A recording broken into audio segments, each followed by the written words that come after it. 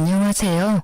저는 지방에서 작은 도배장판 가게를 하는 아버지를 도우며 살고 있는 30대 중반의 여성입니다. 남편은 작은 회사에 다니고 있었는데 경기 악화로 회사가 망해 이직 준비를 한다면서 1년 가까이 허비를 하더라고요. 처음에는 자신의 잘못도 아니고 상황이 안 좋아져 회사를 그만뒀으니 저도 묵묵히 남편이 제 갈 길을 찾을 때까지 기다려주려고 했어요. 그런데 불성실하고 뻔뻔한 남편 때문에 트러블이 잦아졌고 결국 친정아버지와의 일까지 엮이며 저희 부부는 이혼이라는 선택에 이르게 됐습니다. 솔직히 저는 이혼하고 나니 속이 후련하고 짐을 벗은 것처럼 시원한데요. 아직도 저희 아버지는 이 일로 스트레스를 받고 계셔서 전 남편의 악질적인 모습을 만천하에 고하고 싶어졌습니다. 그래서 이렇게 익명의 힘을 빌려 사연을 보내게 됐는데 시간 내어 함께 들어주시면 정말 감사하겠습니다. 남편이랑 저는 친구의 소개로 만나 1년 연애를 하고 결혼했어요. 처음에는 외적인 부분은 마음에 들었지만 대화를 할수록 재미를 위한답시고 거짓말과 허풍을 떨길래 별로 믿음이 가지 않아서 안 만나려고 했습니다.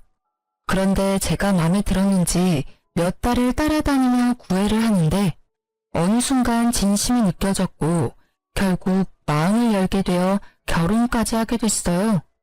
지금 생각해보면 제가 처음 느꼈던 촉을 믿고 만나지 말아야 했는데 화려한 엉변의 소가 넘어간 것 같아 분하기도 하네요. 어쨌든 저희 부부는 결혼 후에 한동안은 평탄하게 살았어요. 경제적으로 자리를 잡고 아이를 낳고 싶었기 때문에 저는 학교 졸업하고부터 돕던 아버지 일을 더욱 열심히 도왔고 남편도 회사 일을 나름 성실하게 해내는 평범한 모습이었습니다. 그렇게 살다 보면 저희도 아이도 낳고 집도 넓혀가고 여행 가는 재미를 느끼면서 살 수 있을 거라고 막연히 기대를 했었죠. 그런데 남편의 회사가 갑자기 망하면서 저의 소박한 꿈은 물거품이 됐어요. 남편은 원래 무역회사 영업일을 하고 있었는데요. 탄탄해 보이던 회사가 망한 게 충격이 컸는지 이제 영업 말고 평생 할 수 있는 기술을 배워야겠다며 자격증 공부를 준비하더라고요. 그러면서 지게차, 굴삭기, 용접 같은 것들을 알아보는데 저는 직업에는 귀천이 없고 오히려 전문적인 기술을 배우면 오래 써먹을 수 있으니 더 좋은 거란 생각에 완전 찬성했어요. 실제로 저희 아버지도 도배장판 기술로 먹고 사시니까요. 그래서 묵묵히 기다리며 지원을 해줬는데 퇴사 후에 1년이 다 되어가도록 아무런 성과가 없는 겁니다. 보통 자격증 공부를 하면 아무리 실무적인 거라도 필기나 실기 시험도 치고 학원도 다니고 하잖아요.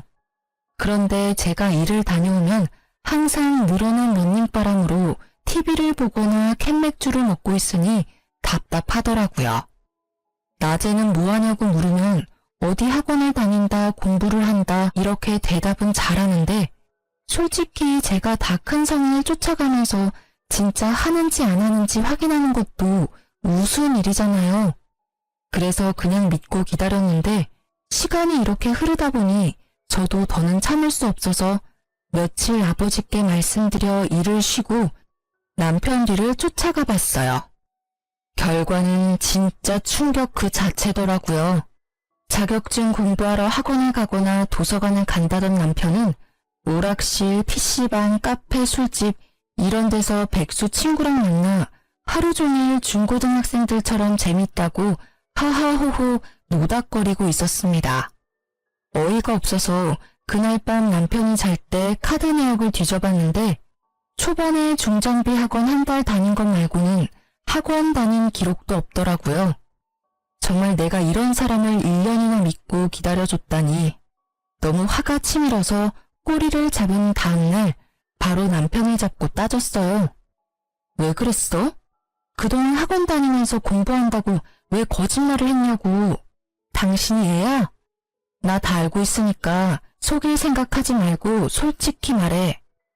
여보, 어떻게 알았어? 어디까지 아는데?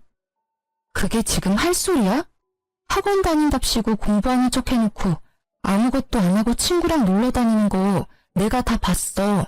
됐냐? 아니 공부를 했는데 자꾸 떨어지니까 당신한테 말하기 쪽팔리기도 하고 그래서 조금 있다가 하자 한 게 이렇게 됐네. 그런데 진짜 내가 일부러 그런 건 아니거든? 나 얼마 전에도 불삭기 다시 배워보려고 학원 알아보고 있었어. 봐봐. 됐고, 당신 보니까 맨날 첫날 여기저기 돈 쓰러 다니던데 당신 나한테 용돈 받아 쓰잖아. 그래서 맨날 돈 없다고 징징거리면서 그 많은 돈이 대체 어디서 난 거야? 뭐 숨겨둔 비상금이라도 있니? 솔직히 말하면 봐줄 거야? 시끄럽고 빨리 말해. 미치겠네. 사실 나 기분급 올라서 퇴직금을 좀 더 받았거든. 그거랑 연차 안 쓴 거 모으니까 좀 되더라고. 그런데 이 정도는 자기 이해를 해줘야 돼. 요즘 애들도 공부하다가 스트레스 받으면 맛있는 것도 먹고 재밌는 영화도 보면서 좀 풀고 다시 공부하고 그러잖아. 리프레쉬. 몰라? 스트레스 받으면 머리가 더 안 돌아가. 헛소리 말고 남은 돈 지금 당장 다 내놔. 내가 관리할 테니까. 그리고 앞으로 한 번이라도 더 거짓말하면 나 진짜 가만 안 있는다. 아니 내가 벌어서 내가 받은 건데 왜 줘야 하는데.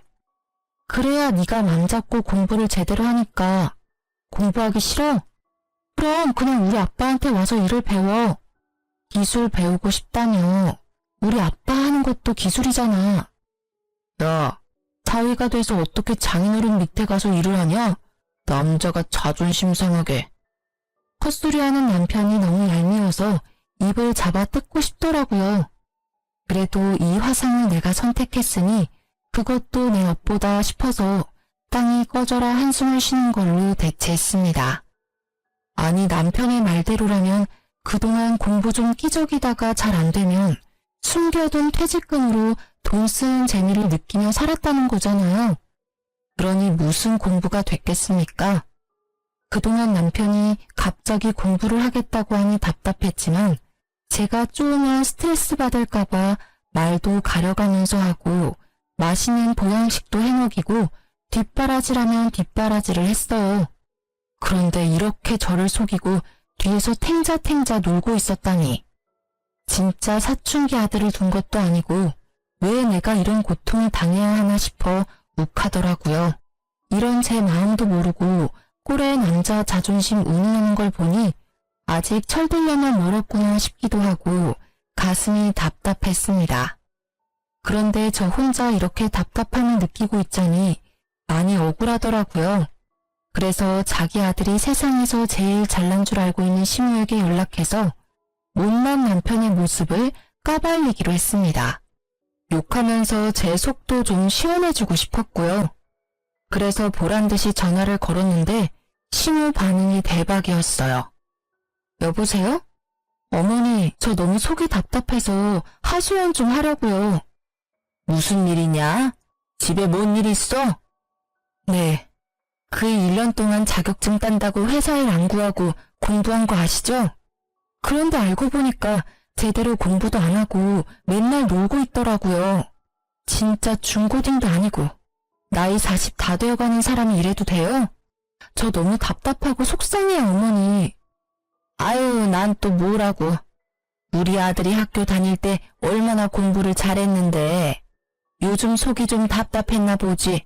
뭘 그런 거 가지고 전화씩이나 하니? 그냥 믿고 놔두면 제 밥벌이는 다 알아서 할 애야. 두고 봐라. 조금 있으면 너 걔 앞에서 이렇게 징징댄 거 후회할 거야. 징징이요? 너무 섭섭해요, 어머니. 아니 저한테 돈 없다 해놓고선 퇴직금 남겨가지고 그 돈으로 오락실 PC방 다니고 있었다고요. 어머니 아들이요. 그러는 동안 저는 뭐 했어요? 맨날 일하면서 없는 돈 쪼개서 어머니 용돈 드리고 필요한 거 사다 드리고 그랬잖아요. 그런데 제가 속이 안 답답하겠어요? 너 지금 나 용돈 준다고 유세 떠는 거니? 어쨌든 우리 아들이 뼈 빠지게 일해서 모은 돈으로 살면서 준 거 아니야. 그리고 네가 온전히 나한테 돈 준 게 몇 번이나 된다고 그러니? 아무튼 우리 아들 크게 성공할 팔자니까 조금만 더 기다려줘. 아유, 속 시끄러워. 끊는다. 어머니, 어머니! 최소한 미안해하지는 않더라도 부끄럽다는 반응은 기대했는데 황급히 전화를 끊어버리는 뻔뻔한 신호에 입이 쩍 벌어졌습니다. 남편은 옆에서 실실 웃으면서 콧노래를 부르더라고요. 요즘 세상에 남편들이 비상금 조금씩은 다 만들어둔다고 하지만 이직 준비한다는 명목으로 퇴직금을 종잣돈 삼아 미래는 아무것도 준비하지 않고 띵까띵까 놀았는데 이런 남편을 저보고 이해하고 더 기다리라니 어이가 없더군요. 그렇게 남편과 냉전 상태로 몇 주를 보냈어요. 제가 도저히 마음이 풀리지 않아 투명인간 상태로 무시하고 남은 돈을 다 뺏었더니 결국 남편도 백기를 들더라고요. 짜증이 잔뜩 섞인 목소리였지만 그래도 고분고분 친정아빠에게 가서 일을 하겠다고 선언을 하는 겁니다. 저는 이제라도 마음먹고 무슨 일이라도 하겠다고 결정을 한 게 그나마 다행이라고 생각을 했어요. 그리고 다른 사람도 아니고 친정아빠랑 같이 일하면 장인어른이 남편의 사장이 되는 거니까 이 사람도 조금 더 눈치를 보고 성실하게 일을 하지 않을까 하고 기대를 했죠. 하지만 그 기대는 말 그대로 저의 착각이었습니다. 지금 생각하면 편안하게 일 잘하고 계시는 친정아빠에게 제가 똥덩어리를 한 짐 데리고 간 거였어요. 저희 친정아빠는 지방에서 작은 도배장판 가게를 했는데요. 규모가 크지는 않지만 제가 어릴 때부터 운영을 해서 단골도 많고 아름아름 소개로도 많이 일을 따고 있었어요. 친정아빠는 남편과 다르게 말없고 재미없다고 엄마가 항상 투덜댔지만 그만큼 소처럼 무식하게 일하는 성실한 분이셨거든요. 내심 깃털처럼 가벼운 남편이 아빠가 일하는 걸 보면서 조금이나마 반성하고 열심히 살아야겠다 라는 마음을 가질 수 있다면 그것도 뜻밖의 수확이라 생각을 했었죠. 물론 처음 며칠은 남편도 이 상황에 적응을 해야 하니 저와 함께 정시 출근, 정시 퇴근하면서 노력하더라고요. 회사 다닐 때 지각을 밥 먹듯이 해서 거의 잘릴 뻔한 적도 있었는데 이 정도면 장족의 발전이다 할 정도로 제 기준이 낮았었네요. 아무튼 아침에 출근해서 아빠랑 같이 재료 보는 방법도 배우고 낮에는 직접 현장에 나가서 막내로 이것저것 심부름도 하고 작업하는 것도 배우면서 차근차근 따라가려고 하는 겁니다. 그 모습이 기특해 보여서 저도 집에 오면 고생했다고 비위도 맞춰주고 외식도 시켜주면서 진짜 아들처럼 부둥부둥 해줬어요. 그런데 저 속이고 1년이나 뒤에서 놀던 사람이 하루아침에 성실맨으로 바뀌기가 쉽진 않았을까요? 조금 시간이 지나고 나니까 일이 힘들다고 투덜투덜 대더라고요. 왜 또 죽상이야? 아, 몰라. 너무 힘들어. 진짜 장인어른 왜 이렇게 빡세게 일을 하시냐? 사람이 하는 일인데 휴식 시간도 좀 주셔야지. 이거 봐봐. 나 손에 물집 잡힌 거. 하루 종일 땀 흘려서 기운도 없는데 손까지 말썽이고 미치겠어. 내일 하루 쉬면 안 되나? 어디 좀 봐. 아유, 이 정도 물집은 그냥 약 바르고 한숨 자면 괜찮아. 걱정 마. 그리고 이제 일한 지 한 달도 안 됐는데 벌써 이렇게 힘들어하면 어떡해. 몸으로 하는 일이니까 일단 힘든 건 각오하고 시작한 거잖아. 내가 생각해봤는데 장인어른이 너무 심해. 진짜 네가 하루 종일 천장 쳐다보면서 팔 안 뻗고 있어봐서 모른다니까. 나 팔 떨어져 나가는 줄 알았다. 젊은 사람 맞다고 여기저기서 일 시켜놓고 부려먹으려고 눈이 벌게져 있는데 와, 이 돈 받고 내가 이렇게 해야 해? 처음이니까 당연히 힘들고 돈도 작지. 그럼 사위라고 편한 일 하고 돈도 많이 받을 줄 알았어? 무슨 일이든 손에 익으면 편해지고 돈도 많이 버는 거잖아. 여보 그러려고 회사 그만두고 기술 배우겠다고 한 거 아니었어? 아 몰라. 그냥 나 돈 받는 만큼만 일할 거야.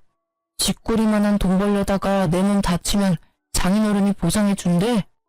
어린아이 같은 남편의 불평에 헛웃음이 터졌습니다.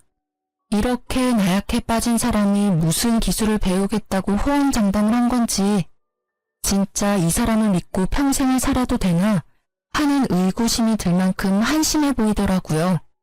물론 하는 일이 힘들고 체력적으로 지칠 수는 있습니다. 그래도 정말 의지만 있다면 정신력으로 이겨낼 수도 있고, 또 저희 친정아빠에게 진지하게 고민 상담하면서 일을 조율할 수도 있는 문제라고 생각했습니다. 그런데 남편은 힘들다면서 무조건 일을 쉽게 하려고 하고 돈이 작다는 핑계로 뺀질뺀질거리는 게 너무 눈에 보이더라고요. 옆에서 지켜보는 제가 봐도 툴툴대는 게 티가 나는데 하루 종일 같이 일하는 현장 분들이 좋아할 리 만무했습니다.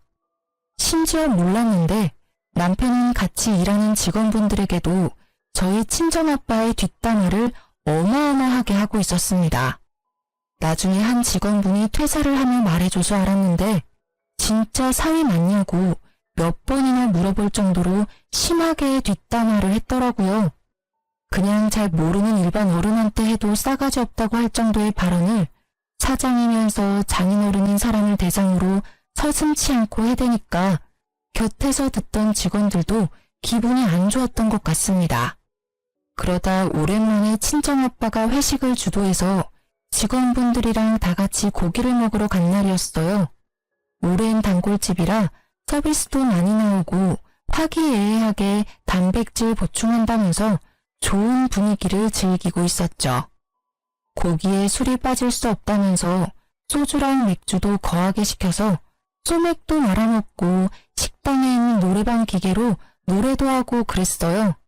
저희는 괜히 장인, 딸, 사위가 한 테이블에 앉기가 좀 그래서 다른 분들이랑 어우러져 떨어져 있었거든요. 그런데 갑자기 남편이 있는 테이블에서 큰 소리가 나는 겁니다. 야, 너 지금 뭐라고 그랬어? 이 새끼가 어른한테 못하는 말이 없네? 왜 이래요 갑자기? 소리 지르면 단 줄 알아요? 아니 내가 사장님 사위라 해서 가만히 듣고 있었는데 이 새끼 말하는 뻔세 봐라. 그렇게 돈 잡고 일하기 힘들면 그냥 안 나오면 될 거 아니야. 왜 열심히 일하는 사람들 기운 빠지게 물을 흐리고 있어? 누가 분위기를 흐렸다고 그래? 그냥 조용히 대화하자는 건데 아저씨가 지금 좋은 분위기 다 흐리고 있잖아. 이거 반말도 안 해? 그래, 막 가보자 아주. 너 임마 갈 데도 없고 할 것도 없는 거 불쌍해서 일 배우라고 사장님이 배려해 준 거 아니야? 그러면 가만히 가르쳐주는 대로 배우긴 할 것이지. 어디서 장인이 고집도 세고 융통성도 없다고 나불나불대고 있어? 진짜 부끄러운 줄 알아야지 젊은 사람이. 뭐라고? 이 아저씨가 미쳤나? 살펴보니 남편이랑 친정아빠랑 같이 제일 오래 일한 실장님 한 분이 고래고래 고성을 지르면서 싸우고 있더라고요. 이미 식당이 시끌시끌하던 소리가 쥐죽은 듯이 멎고 두 사람 싸우는 소리밖에 들리지 않았어요. 진짜 술에 취한 남편이랑 실장님이 주고받는 대화를 듣는데 너무 창피해서 얼굴이 빨개지던 거 있죠? 살짝 친정아빠 얼굴도 봤는데 이마에 주름이 잔뜩이었습니다. 부끄러움도 잠시 일단 진정하고 나오라며 남편의 팔을 잡아 끌었어요. 그런데 얼마나 무거운지 꿈쩍도 안 하더라고요. 진짜 미친놈아 제발 나와라. 궁시렁거리면서 부글부글 끓는 속을 다 잡고 있는데 실장님이 불쌍해 보였는지 한숨을 내쉬었어요. 그리고는 진짜 내가 딸내미 불쌍해서 참는다. 잘해라 좀. 하면서 남편 팔을 가볍게 한 대 툭 쳤습니다. 그런데 술 기운에 자격지심까지 발동한 남편놈이 이 터치 한 번에 이성을 잃었는지 갑자기 실장님 어깨를 퍽 치는 겁니다. 가만히 있을 성격의 실장님도 아니라 순식간에 주먹 다짐이 시작됐어요.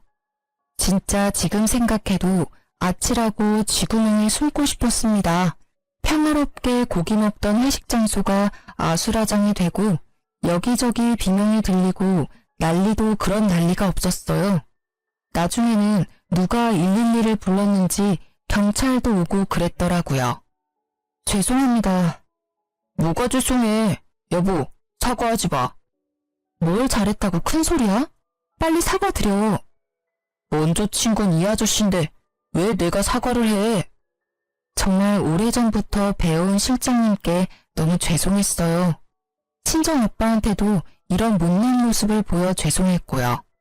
그렇게 남편이랑 저랑 서로 사과하니 많이 다투고 있는데 옆에서 가만히 앉아있던 친정아빠가 입을 여시더라고요. 최 실장, 내가 대신 사과할게. 내가 덕이 부족해서 그래. 돈 잡고 일 힘든데 내가 잘 못 챙겨줘서 이런 일이 생긴 것 같아. 그래도 내 사위인데 자네가 좀 더 참았어야 하지 않나?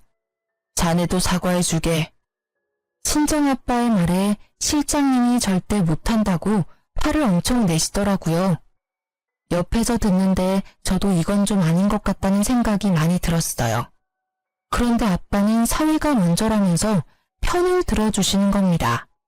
그러자 실장님은 끝까지 사위 편을 들면 자기는 같이 일을 못한다며 자기인지 사위인지 둘 중 하나를 고르라고 최후 통첩을 날리셨습니다.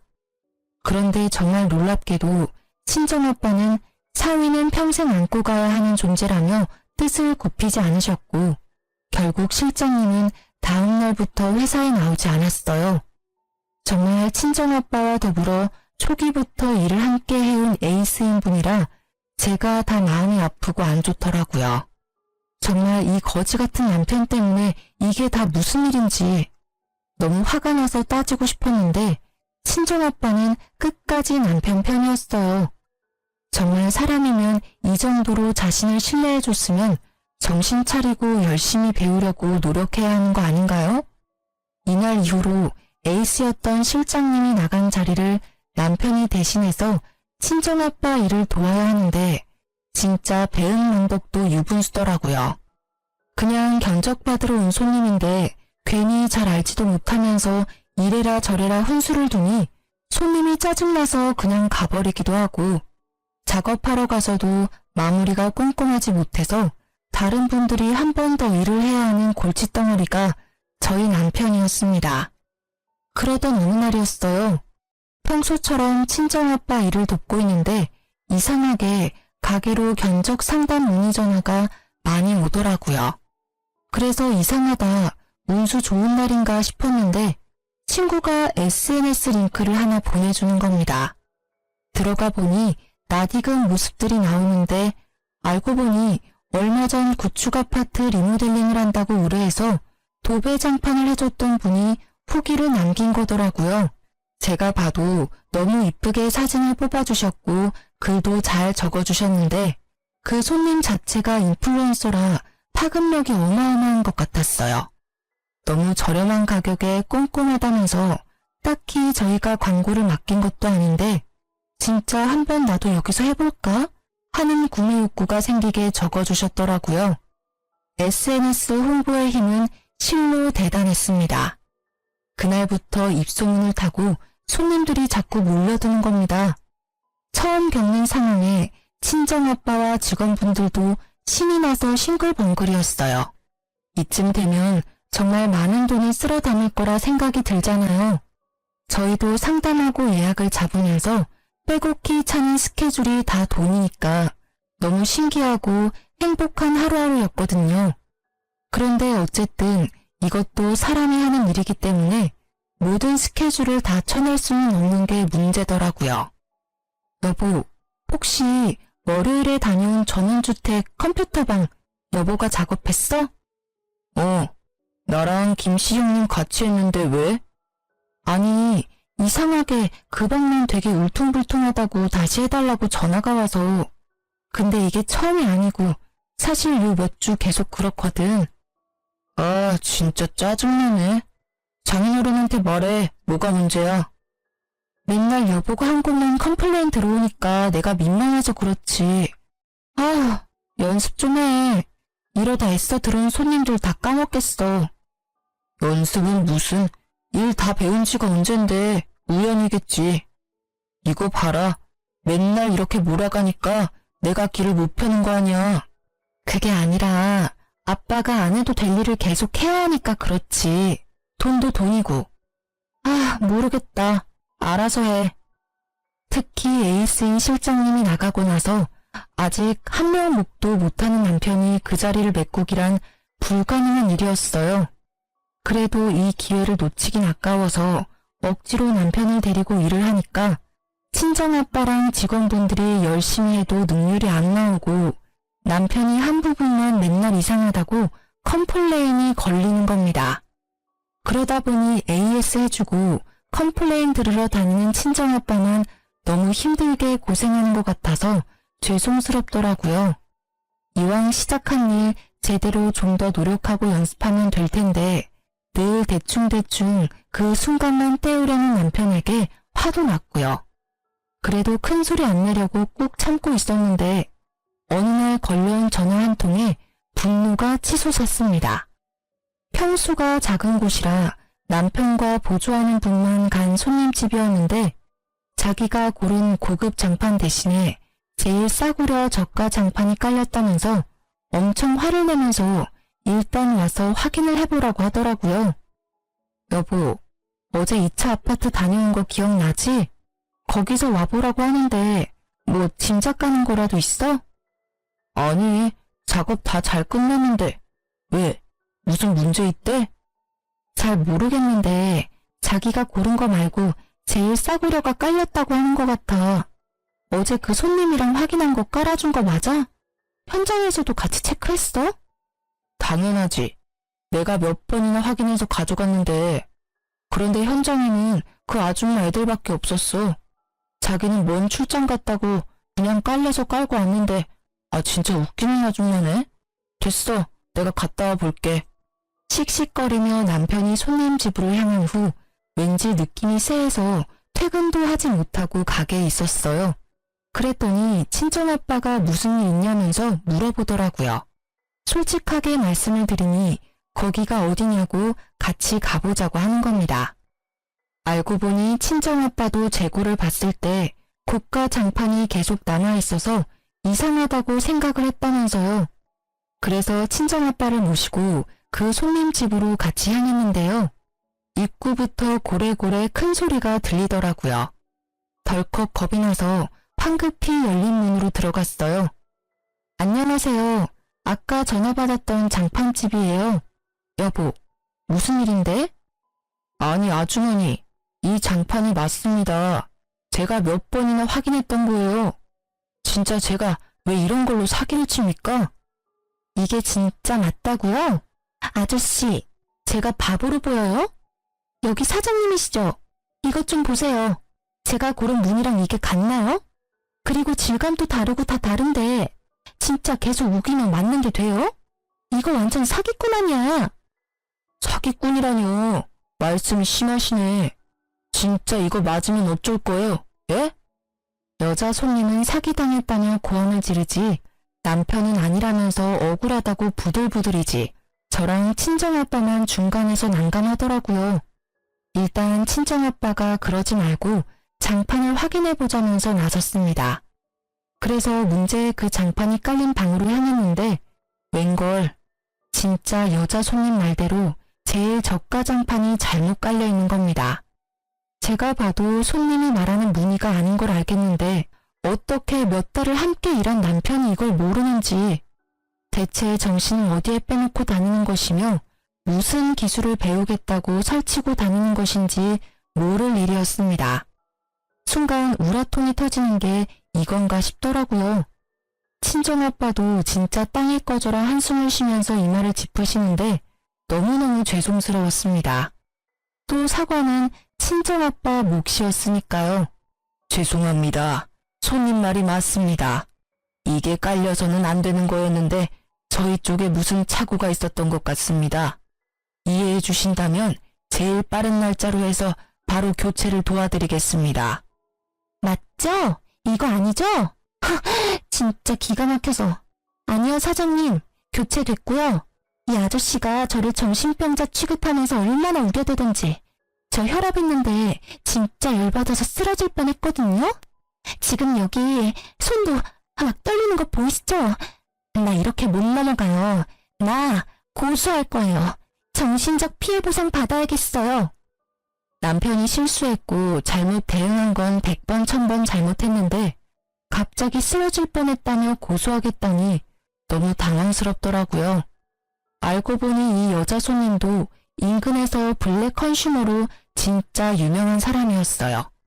고소한다고 난리 치는 거 입소문 나면 저희도 좋은 게 없으니 무마시키느라고 정말 공짜 장판 교체에 도배까지 새로 해주고 병원이라도 다녀오라고 병원비까지 쥐어주고 나니 이건 뭐 배보다 배꼽이 더 큰 상황이 됐더라고요. 문제는 이뿐만이 아니었습니다.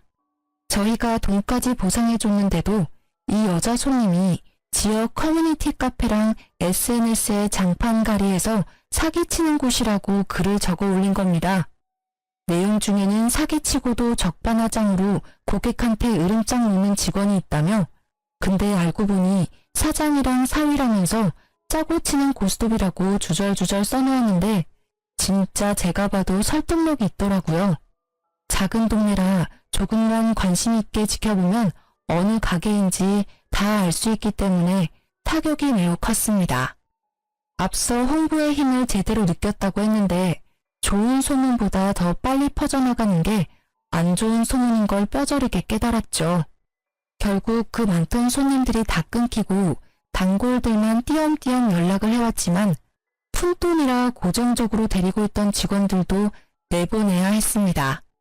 그러니 결국에는 친정아빠랑 남편 둘만 남았는데 지질이 일 못하는 남편 데리고 도저히 작업이 안 되는 게 문제였죠.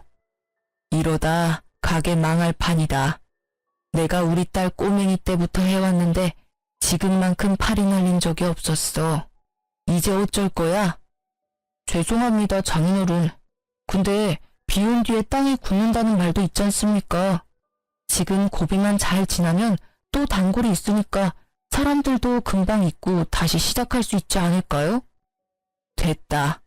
나한테는 그런 좋은 말 해줄 사람 말고 진짜 일 잘하는 직원이 필요해.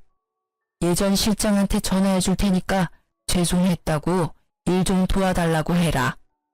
제가요? 장인어른, 저 너무 자존심 상합니다.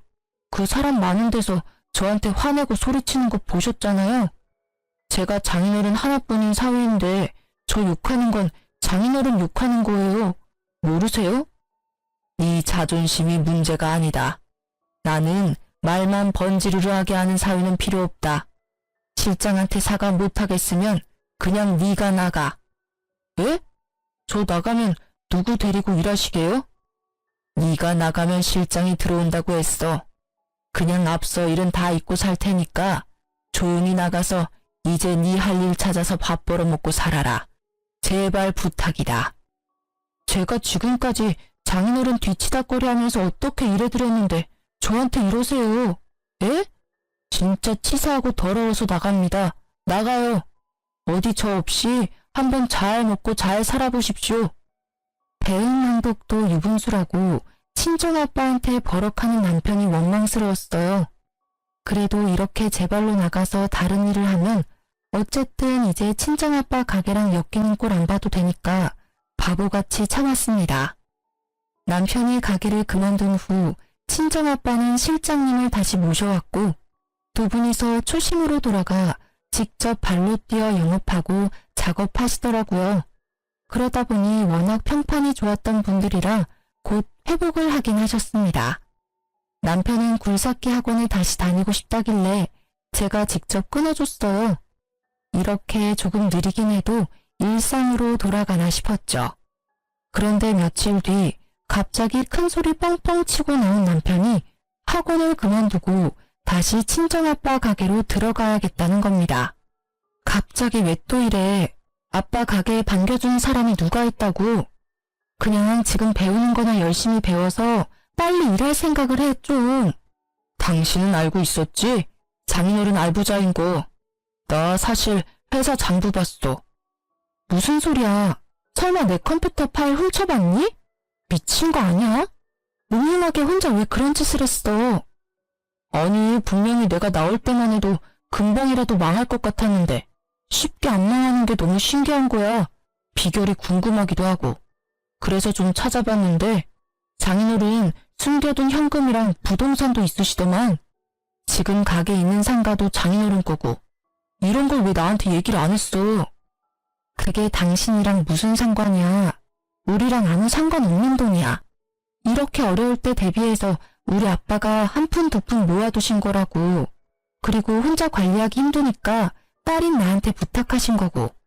그래서 이렇게 말하는 저희가 뭔데? 뭐 콩고물이라도 바라는 거야? 안 되겠다. 아무리 생각해도 내가 장인어른 이렇게 외면하면 안 될 것 같아. 우리 장인어른 사업 더 잘 되게 도와드려야지. 하나뿐인 사위인데 내가 힘 닿는 데까지 도와드리는 게 사람 도리지. 아니 당신이 뭘 도와준다고 그래. 지금까지 아빠한테 패만 끼쳤는데 당신은 그냥 아무것도 안 하고 다른 일 하는 게 도와주는 거야. 몰라? 진짜 아무것도 모르는 3살 어린아이가 봐도 남편이 친정아빠에게 빌붙으려고 하는 걸 알았을 겁니다. 너무 속이 훤히 보이는데 아니라고 하니까 우습더라고요. 그래도 혼자 단꿈에 빠지는 것까지 막을 순 없으니까 이렇게 무시하고 있으면 양심껏 포기할 줄 알았어요. 자기가 그 가게에서 얼마나 많은 사고를 쳐댔는데 어떻게 그걸 물려받을 수 있을 거라고 생각을 하는지 제 일반적인 상식으로는 이해가 잘 안 가더라고요. 그런데 사람이 한번 헛된 꿈을 꾸니까 폭주 기관차처럼 그 생각에만 몰두해서 현실로 돌아오지를 못하는 겁니다. 이 와중에 손님 떨어진 가게를 수습하느라고 저렴한 가격으로 밤낮 없이 일하던 친정아빠는 결국 과로로 쓰러지기까지 하셨어요. 단순한 피로 누적이라고는 했지만 연세도 많으신데 이렇게까지 고생을 하시니 딸인 입장에서 너무 걱정스럽더라고요. 그래서 남편이랑 바로 용돈이랑 먹을 걸 챙겨서 병문안에 갔는데 이 눈치 없는 남편님은 거기서도 뻔뻔한 말을 계속하던 거 있죠. 장인어른 좀 괜찮으세요? 괜찮아. 링거 맞고 오랜만에 푹 쉬었더니 아무렇지도 않아. 별일 아닌데 괜히 너희 장모가 연락을 해서 걱정을 시켰구나. 아빠, 이번 기회에 일 좀 그만하고 푹 쉬어. 건강 챙기는 게 우선이지. 가게는 이제 그만 챙겨도 돼. 그래도 평생 일궈온 건데 계속 누워서 나몰라라 할 수 있나? 기운 차려서 빨리 또 일해야지. 일하던 사람은 계속 일해야지. 누워있으면 오히려 병난다. 에이, 장인어른, 연세도 있으신데 언제까지 일하실 수는 없잖아요. 그래서 말인데 이제는 저한테 좀 맡겨두시고 편히 쉬세요. 제가 정말 정신 차리고 장인어른 대신 열심히 해볼게요. 저 결심했습니다. 제가 장인어른 가게 물려받겠습니다. 순간 귀를 의심했습니다. 어쩜 이렇게 사람이 뻔뻔할 수 있는지 제가 다 부끄럽더라고요. 친정아빠도 황당했는지 날선 눈에서 레이저가 막 나오는 것 같았습니다. 나는 자네한테 물려줄 생각 털끝만큼도 없네. 꿈도 꾸지 마라. 내가 계속 기회를 줬지만 자네는 별로 고마워하지도 않았잖아. 그냥 여기서 그만두고 자네한테 맞는 다른 일 찾아서 하게. 제가 뭘 그렇게 잘못했다고 그러세요? 너무 섭섭합니다. 정말 저 나름대로 열심히 노력했다고요. 노력? 뭐든지 대충대충 수박 겉핥기처럼 하는 그런 걸 요즘은 노력이라고 하나? 어쨌든 나는 말했어. 내 가게 자네한테는 절대 못 물려줘. 꿈깨. 어이씨, 진짜 너무하시네요. 그럼 제가 그동안 일하면서 영업해서 따온 것들도 있으니까 그거에 대한 성과금은 주세요. 제가 너무 억울해서 그거는 따로 받아야겠습니다. 뭐, 성과금? 진짜 듣자 하니 기가 차서 말이 안 나오더라고요. 어쩜 사람이 이렇게 뻔뻔하고 양심에 털이 날 수 있는 걸까요? 이 새끼를 어떻게 처리해야 하나 고민하고 있는데 설상가상 친정아빠는 남편의 헛소리에 스트레스를 받아서 갑자기 숨까지 헐떡이시는 겁니다. 너무 놀라서 간호사를 막 부르는데 남편은 그 와중에도 아랑곳하지 않고 계속 억울하다며 혼잣말만 하던 거 있죠. 간호사가 와서 친정아빠 혈압을 재고 처치를 해주는데 눈물이 왈칵 나면서 참을 수 없이 분노가 치솟았습니다. 야, 미친 거 아니니? 지금 이 상황에서 성과급 얘기가 나오고 너 억울한 것만 자꾸 생각이 나? 진짜 어이가 없다. 내가 미쳤다고 너를 아빠 가게에 붙여줘서 우리 아빠만 이렇게 맘고생하게 만들었는지 모르겠어. 진짜 나 정 떨어져서 너랑 같이 못 살아. 이혼해. 뭐? 이혼? 갑자기 이혼은 또 무슨 소리야? 이혼이 그렇게 쉬운 거야? 다들 나한테 왜 이러는 건데? 너무 빡쳐서 제대로 일도 안 했으면서 돈에 미쳐 뻔뻔하게 헛소리하는 남편에게 이혼을 통보했습니다. 남편은 갑작스러운 이혼 통보에 난리를 피더라고요. 그때 친정아빠가 거친 숨으로 남편에게 소리쳤습니다.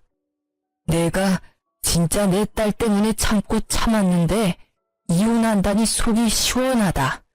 내가 자네 하나 때문에 정신적 물질적으로 입은 손해가 얼마인 줄 알아? 그런데 뭐 가게를 물려받겠다. 성과금을 달라. 간호사 선생, 나 바로 퇴원시켜 주시오. 변호사 선임해서 저놈한테 손해배상 청구해야 하니까. 뒤늦게 정신 차린 남편이 울며 불며 매달렸지만 저희 부녀는 내 사람에게는 한없이 잘해줘도 한번 문 밖에 나가면 가차없는 스타일이었습니다. 그래서 바로 변호사를 선임해서 이혼 진행을 밟고 아빠도 그간 가게 일을 같이 하면서 겪었던 일을 정리해 손해배상 청구를 하면서 뻔뻔한 남편의 행태를 고발했어요. 저는 어릴 때 아빠가 들려준 이솝 우화에 햇님과 바람 이야기를 좋아해서 나그네의 옷을 벗긴 건 따뜻한 햇살을 전해준 햇님이라는 걸 기억하고 남편에게도 정말 잘해주려고 노력을 해왔거든요. 그래서 1년 동안 저를 속이고 탱자탱자 놀았던 것도 눈 감아주려 했고 친정아빠가 하는 가게를 무시하면서 마지못해 일하던 것도 이해하려 했어요. 그런데 그렇게 눈 감아주고 이해했던 결과가 이렇게 저와 친정에 빌붙으려고 하는 못난 남편을 만들 줄 몰랐습니다. 솔직히 작은 것에도 감사할 줄 아는 사람이었다면 저와 친정아빠가 이렇게까지 매몰차게 굴지는 않았을 거예요. 우냐우냐 하며 어쨌든 내 사람이니 품고 가려 했을 겁니다. 그런데 자기를 위한 배려와 존중도 알아채지 못하고 당연시하면서 계속 더 큰 것을 달라고 징징거리는 사람은 도저히 품지 못하겠더라고요. 결국 그렇게 저희는 이혼하게 됐고 저는 친정아빠에게 죄송한 마음에 더 열심히 일을 도우면서 작업하는 것도 배우고 있어요. 처음에는 여자가 험한 일 하면 안 된다고 하시던 아빠도 평생 먹고 살 귀한 기술이니 배우고 싶다는 제 말에 수긍하시면서 오히려 배울 자세가 되어 있으니 체격만 큰 전 남편보다 훨 낫다고 저를 칭찬하시더라고요. 그렇게 사이좋게 부녀가 일을 하고 있답니다. 전 남편은 들리는 소문에 아직 백수라 시모한테 붙어 산다더라고요. 시모는 잘난 아들이 다시 품에 돌아왔으니 기뻐하면서 지금쯤 생활비 한 푼 안 주는 40 다 된 아들 끼고 오손도손 깨볶으면서 잘 살고 있겠죠 뭐. 뭘 해도 잘 될 팔자의 아들이니 저보고 보석을 놓쳤다고 비웃을지도 모르겠어요. 그래도 하나 분명한 건 아들 때문에 1000만 원을 잃었다는 건데요. 남편은 저랑 이혼하고 친정아빠랑 소송을 진행했는데 결국 사업장에 피해를 입힌 게 입증이 돼서 1천만 원을 물어주라는 판결을 받게 되었습니다. 그런데 개털인 남편이 갑자기 어디 그런 돈이 있나요? 결국 시모가 아들 앞길 막힐까봐 전세금을 빼서 줬다고 들었어요.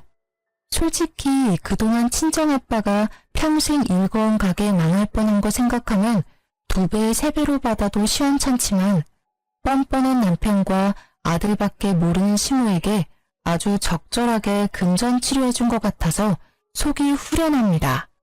친구들도 모두 제 이야기를 듣더니 이혼 너무 잘했다며 위로해 주더라고요. 앞으로 100세 시대인데 피 한 방울 안 섞인 다 큰 성인 아들을 제가 왜 데리고 살면서 교육시켜야 하냐면서요. 제가 생각해도 저도 모자라 저희 친정아빠에게까지 남편을 가르쳐 달라고 한 게 죄송스럽고 잘못된 선택이었구나 싶어요. 혹시라도 저처럼 아들처럼 철없는 남편을 두고 교육시켜서 데리고 살아야겠다는 분들 계시다면 뜯어 말리고 싶어요. 사람은 쉽게 변하지 않더라고요. 제 이혼 이야기는 여기까지입니다. 들어주셔서 감사해요.